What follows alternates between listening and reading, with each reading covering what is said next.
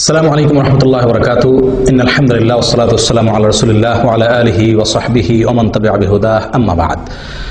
সুপ্রিয় দর্শক ভাই ও বোনেরা, নবী সাল্লাল্লাহু আলাইহি ওয়াসাল্লামের প্রতি দুরূদ প্রেরণ করা এটা ঈমানদারদের জন্য অত্যন্ত লাভজনক একটি আমল, এমন একটি লাভজনক আমল যার 40টি উপকারিতার কথা বর্ণনা করেছেন আল্লামা ইবনুল কাইয়্যিম রাহিমাহুল্লাহ। তার কিতাবে তিনি নবী সাল্লাল্লাহু আলাইহি ওয়াসাল্লামের প্রতি দুরূদ পাঠের 40টি উপকারিতা, একটি দুটি বা চারটি ছয়টি নয়, 40টি উপকারিতার কথা তিনি বর্ণনা করেছেন। তার সবগুলো আমরা উল্লেখ করতে যাব না, মাত্র 5-6টি গুরুত্বপূর্ণ উপকারিতার কথা আমরা আজ আপনাদের সঙ্গে শেয়ার করতে চাই। প্রিয় বন্ধু, নবী সাল্লাল্লাহু আলাইহি ওয়াসাল্লামের প্রতি দুরূদ প্রেরণ করা, তার জন্য দুরূদ পাঠ করার মানে হলো তার জন্য দোয়া করা, শান্তির জন্য, রহমতের জন্য আল্লাহ সুবহানাহু ওয়া তাআলার কাছে আরজি পেশ করা। এটাই হলো দুরূদের সারমর্ম। দরুদ পাঠ করা মানে হলো নবীজির জন্য দোয়া করা। প্রিয় বন্ধু, নবী সাল্লাল্লাহু আলাইহি ওয়াসাল্লামের প্রতি দরুদ পাঠ করলে, তার প্রতি তার জন্য দোয়া করলে তার সর্বপ্রথম উপকারিতা আমরা নিজেরা লাভ করব। আমরা দোয়া না করলেও আল্লাহ তাআলা তার হাবিবের প্রতি রহমত নাজিল করবেন। আমরা দোয়া না করলেও আল্লাহ সুবহানাহু ওয়া তাআলা তার হাবিবের প্রতি রহমত নাজিল করবেন। কিন্তু আমরা দোয়া করার মাধ্যমে, আমরা দরুদ পাঠ করার মাধ্যমে আমরা নিজেরাই লাভবান হব। প্রিয় বন্ধু, আসুন আমরা দুরূদ সম্পর্কে নবী সাল্লাল্লাহু আলাইহি ওয়াসাল্লামের বাণী থেকে গুরুত্বপূর্ণ কয়েকটি পয়েন্ট জেনে নেই, যেগুলো আমাদের সকলকে আমলটি করতে উৎসাহ যোগাবে ইনশাআল্লাহ বিইذنিল্লাহ। তিরমিজির একটি বিশুদ্ধ সূত্রে বর্ণিত হাদিসে আসছে, উবাই ইবনে কাব রাদিয়াল্লাহু তাআলা আনহু অত্যন্ত সিনিয়র একজন সাহাবী, তিনি নবী সাল্লাল্লাহু আলাইহি ওয়াসাল্লামের কাছে একবার বলেছিলেন, ইয়া রাসূলুল্লাহ, আমার যত দোয়া আছে তার ভেতরে কত পার্সেন্ট দোয়া আপনার জন্য বরাদ্দ করব?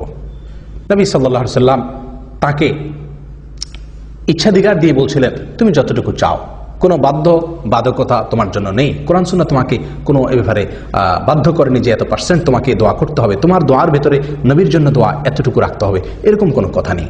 তখন উবাই ইবনে কাব রাদিয়াল্লাহু তাআলা আনহু নবী সাল্লাল্লাহু আলাইহি ওয়াসাল্লামকে বলছিলেন, ইয়া রাসূলুল্লাহ, তাহলে আমি যদি আমার দোয়ার মধ্যে 1/4 আপনার জন্য বরাদ্দ রাখি, অর্থাৎ যত দোয়া করি তার ভিতরে 4/1 শুধুমাত্র আপনার জন্য দোয়া করি, নবী সাল্লাল্লাহু আলাইহি ওয়াসাল্লাম বললেন, তাহলে সে তোমার জন্য কল্যাণকর, আর যদি আরো বাড়াতে পারো সে তোমার জন্য আরো বেশি ভালো।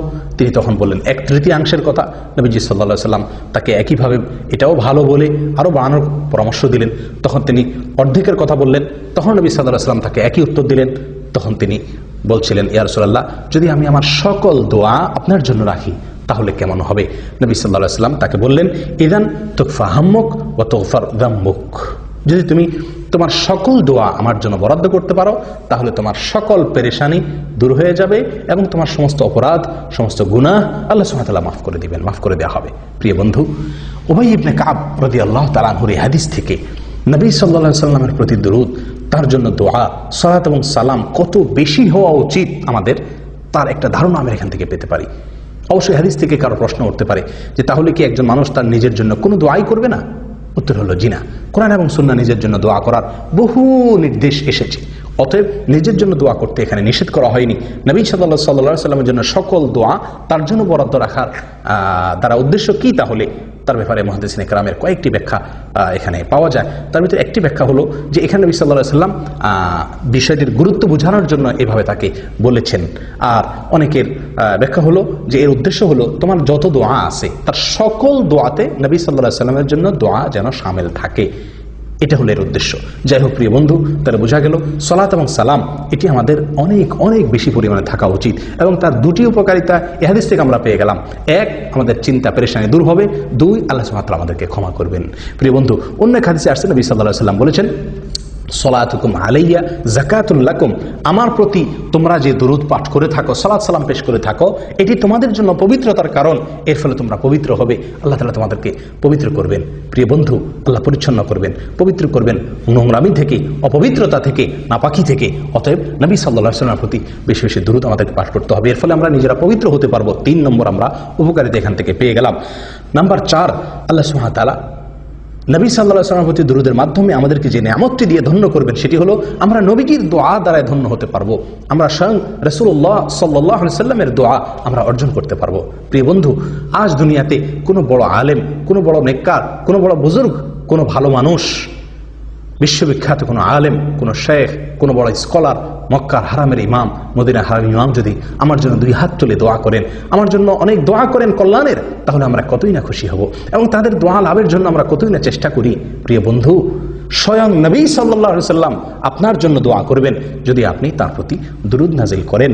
এবং এই বিষয়ে নবী সাল্লাল্লাহু আলাইহি সাল্লামের অনেকগুলো হাদিস বর্ণিত হয়েছে, যে হাদিসগুলোর সারমর্ম হলো এই যে তিনি তার জন্য দুরূদ পাঠ করা হলে তিনি তার জবাবে আমাদের জন্য আল্লাহ তাআলার কাছে দোয়া করেন এবং রহমতের প্রার্থনা তিনি নিজেও করেন। নবী সাল্লাল্লাহু আলাইহি সাল্লাম এরকমভাবে এক হাদিসের ভিতরে আসছে সহিহ মুসলিমের, তিনি বলেছেন, তোমাদের কেউ যদি আমার কাছে সালাম পেশ করে, সালাত পেশ করে, তাহলে আমার কাছে একজন ফেরেশতা যখন এটা পেশ করেন, ওটা উপস্থাপন করেন, তখন আমি তার জবাবে ওই সালাত পাঠকারী ব্যক্তির জন্য তার জবাব দিয়ে থাকি, জবাবি সালাম দিয়ে থাকি, অর্থাৎ আমিও তার জন্য শান্তির দোয়া করে থাকি। আল্লাহ সুবহানাহু ওয়া তাআলা বলেন, ওয়াসাল্লি আলাইহিম ইন্না সালাতাকা সাকানুন লাহুম। হে রাসূল, আপনি আপনার উম্মতের জন্য দোয়া করুন, আপনার দোয়া তাদের জন্য শান্তির কারণ। প্রিয় বন্ধু, সালাত এবং সালাম নবীর প্রতি প্রেরণ করলে স্বয়ং নবীজির দোয়া আমরা লাভ করতে পারবো।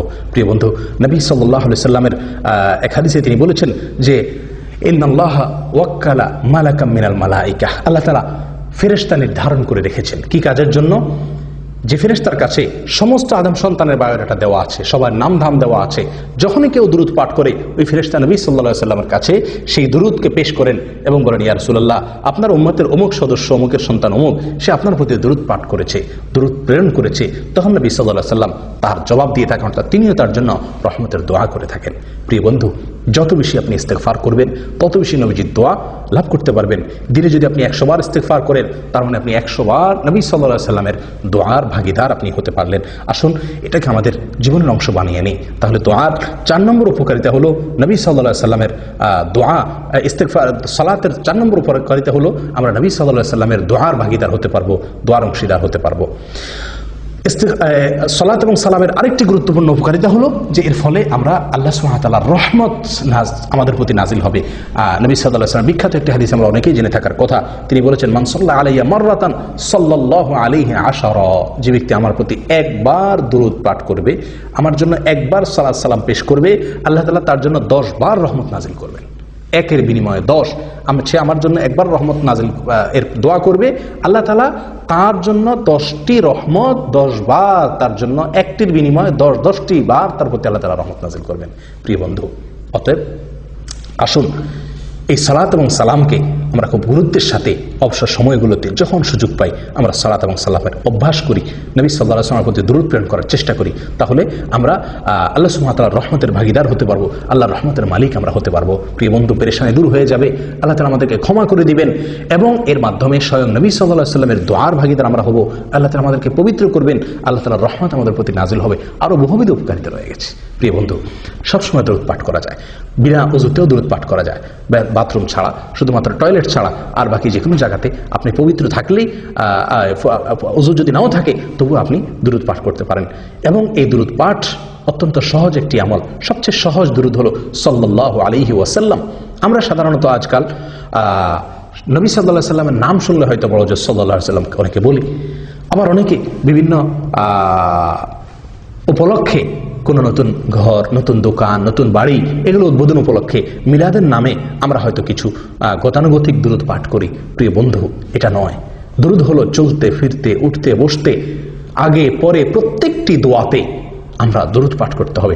আল্লাহ সুবহানাহু ওয়া তাআলা সালাতের মতো ইসলামের সবচেয়ে ঈমানের উপরে গুরুত্বপূর্ণ বিষয়, সেখানে একটা অংশ রেখে দিয়েছেন সালাতকে, অর্থাৎ নবী সাল্লাল্লাহু আলাইহি ওয়াসাল্লামের প্রতি দুরূদকে। তাহলে বোঝা গেল যে দুরূদ আমাদের প্রত্যেকটি দোয়াতে নবীর জন্য দুরূদ থাকা উচিত এবং উঠতে বসতে চলতে ফিরতে অবসর সময়গুলোতে নবীর জন্য দোয়া আমাদের মুখে জারি থাকা উচিত। তার লাভ আমরা নিজেরাই ভোগ করব।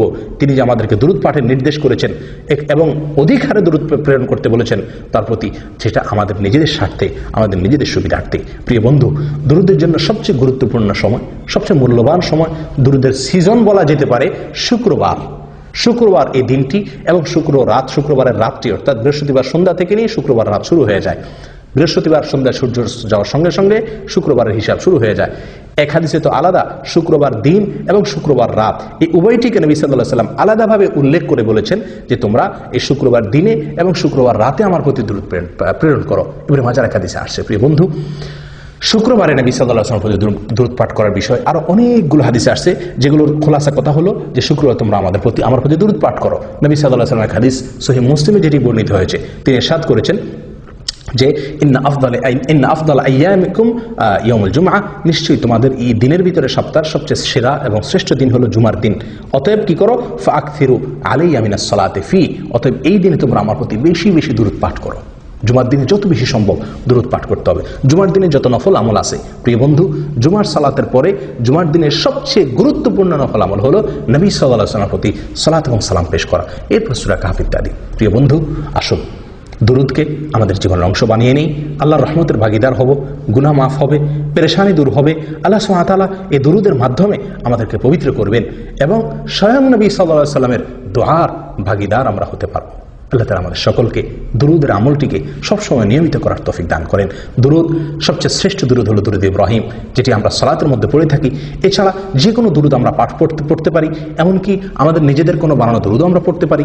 তার জন্য দোয়া যে কোনো ভাষায় হতে পারে, নিজের ভাষায় মাতৃভাষায়ও হতে পারে। শুধু লক্ষণীয় হলো একটি বিষয়, সেটি হলো নবীজির জন্য কোরআন এবং সুন্নাহর বাইরে নিজেদের ভাষায় যদি কোনো দুরূদ আমরা তার জন্য প্রেরণ করি, পাঠ করি বা তার জন্য কোনো দোয়া করি, তাহলে সেটি অবশ্যই তার ভিতরে এমন কোনো কথা থাকতে পারবে না যেটি কোরআন এবং সুন্নাহ অ্যালাউ করে না।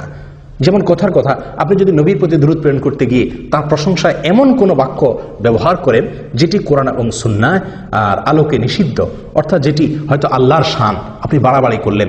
নবী সাল্লাল্লাহু আলাইহি ওয়াসাল্লাম বুখারীর হাদিসে বলেছেন, লা তুতরুনি কামা আতরাতিন নাসারা ইবনে মারইয়াম, খ্রিস্টানরা যেরকম ইবনে মারইয়ামকে ঈসা আলাইহিস সালামের মর্যাদাকে বাড়াতে বাড়াতে আল্লাহর পর্যায়ে নিয়ে গেছে, খবরদার তোমরা আমাকে নিয়ে এরকম বাড়াবাড়ি করো না আমার মর্যাদা বর্ণনা করতে গিয়ে। প্রিয় বন্ধু, অতএব দুরূদের মধ্যে যদি কোনো অত্যুক্তি না থাকে, নবী সম্পর্কে এমন কোনো কথা না হয় যেটা নবীর সঙ্গে যায় না, যেটি আল্লাহর শান, তাহলে সেক্ষেত্রে নিজের বানানো দুরূদ হলেও সমস্যা নেই, নিজের ভাষায় হলেও সমস্যা নেই। কিন্তু প্রিয় বন্ধু, যেহেতু দুরূদের ফরম্যাট নবী সাল্লাল্লাহু আলাইহি ওয়াসাল্লাম নিজে শিক্ষা দিয়ে গেছেন, তাহলে আমি নিজের বানানো দুরূদ কেন পড়তে যাব?